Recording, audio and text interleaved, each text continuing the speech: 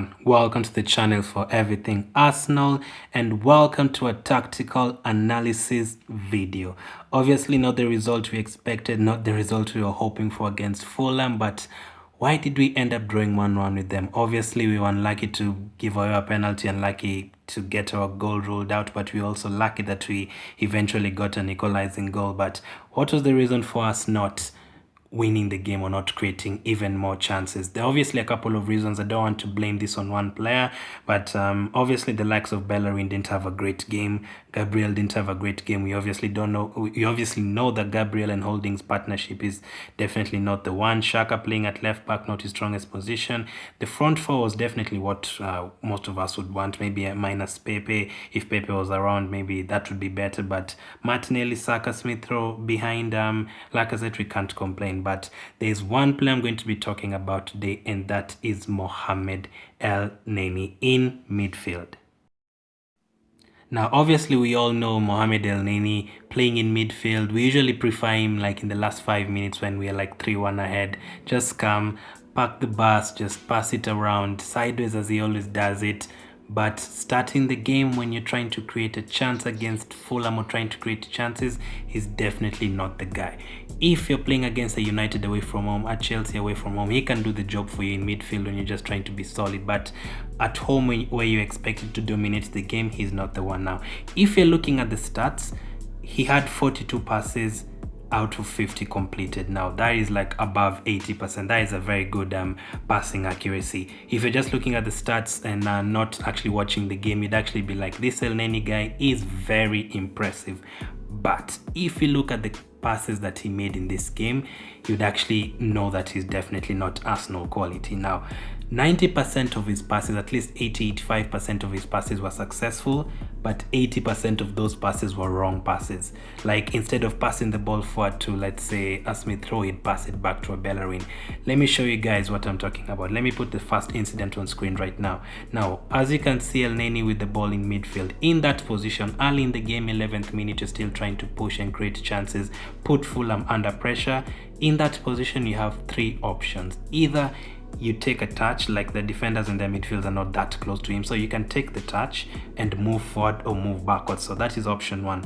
The one that everyone would want is you to touch take a touch and move forward.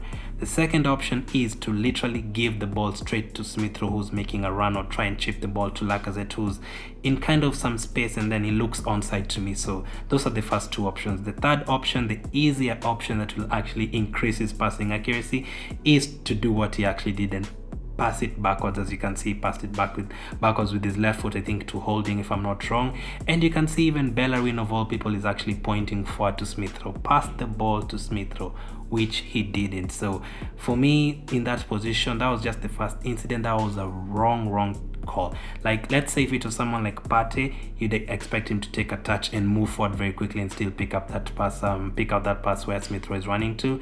If it's someone like Sabasa, I'd expect him to make that pass first time. And there are 2-3 players who people always compare him to, and that is Torreira, players like Maitland-Niles and Guendouzi. Would they do a better job in midfield? Probably. Guendouzi, I'm not sure he'd be able to pick that pass. Torreira might be able to pick out that pass. Niles maybe not, but I think he'd do a better job in passing the ball forward, because elneny always passes the ball backwards. That was just the first incident.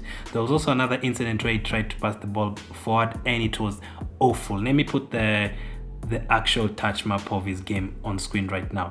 As you can see, 42 of 50 passes completed. The red arrows are the incomplete passes, the 8 of them. One of them, as you can see, the long arrow going forward, where he literally put the ball, like literally gave a goal kick to them. He literally wasn't even aimed to anyone. It was a terrible pass from Mohamed elneny. Terrible, one of the worst passes I've seen. For the rest of the touch map and the rest of the passes, you can see a couple of passes, yes, they were forward, but Hood too, passing the ball straight to Martinelli when he's marked by 3 players, when he couldn't pass backwards probably. But most of them, if you're wondering why they call him Mohamed El Sideways, there is the reason. Most of the passes are just sideways passes to Granit Xhaka, sideways passes to someone like Ceballos. Never pushes forward. Now listen, I really do know Elneny is definitely a good guy. We all know that. He probably knows that he's not good enough for Arsenal. We all know he's not good enough for Arsenal. He's done the job in a couple of games. He's got some cracking goals for us in the Europa League and Champions League over the years, but we definitely know he's not good for Arsenal. He will do the job for you in the last 5 minutes, but starting the game at home to Fulham, at home to Brighton, where you need to go and get some goals where you expect to dominate, he's definitely not the guy. So this is one position we have to improve on. This is definitely not the player you'd want like in a final of the Europa League against Manchester United. No, you'd want someone there who has some creativity, someone who can increase some tempo, someone like Odegaard in that position where I just showed you. That would be 1-0. Like that pass would get to Smith through the accuracy and everything. So that's just breaking down Elneny's game today and the passes and what he did wrong. So let me know what you made of it. Let's take a look at what Partey did in the same position as Elneny last week against Sheffield United. As you can see, he received the ball facing towards his own goal, but he had already thought about his next move. He knew he was going to try and turn the defender and give the pass to whoever was making the run, whether it's going to be Lacazette or Martinelli. Now, that's the other thing I don't think Elneny does at all. I don't think that he thinks about his next move before he makes it. I only think that he literally receives the ball and then thinks like, okay, what can I do now? The likes of Odegaard and Partey really actually imagine what they're going to do next and actually think and vision what they're going to do next. So that's the other thing I always have a worry about. Partey, as you can see, created a goal, created an assist for Lacazette, and we scored a goal. Elneny could have done the same thing by passing the ball to Smith Rowe, but decided to turn back and pass the ball towards Holding and Gabriel. So that is the other issue. And finally, remember, I'm not pointing out that we lost the game or drew the game because of Elneny. I'm just pointing out the one thing that I noticed in midfield. The most important position on the pitch for me, you really have to be strong, and that is one of the main reasons why we didn't create a lot of chances. We didn't move quicker, the tempo was low. I know that Gabriel had a poor game. I know Bellerin had a very poor game. I know he didn't create as much as we wanted to, but that's just one of the main reasons. I'm okay with him rotating the squad in the Premier League. I still believe that we'd finish top 6 or at least top 7. So I wouldn't like put all my eggs in the Europa League basket, but that's just one of the reasons I think we didn't do well. So yeah, that's it. So yeah, I'll leave all my links in the description. Make sure you subscribe to my second channel where I take a look at other teams and other results.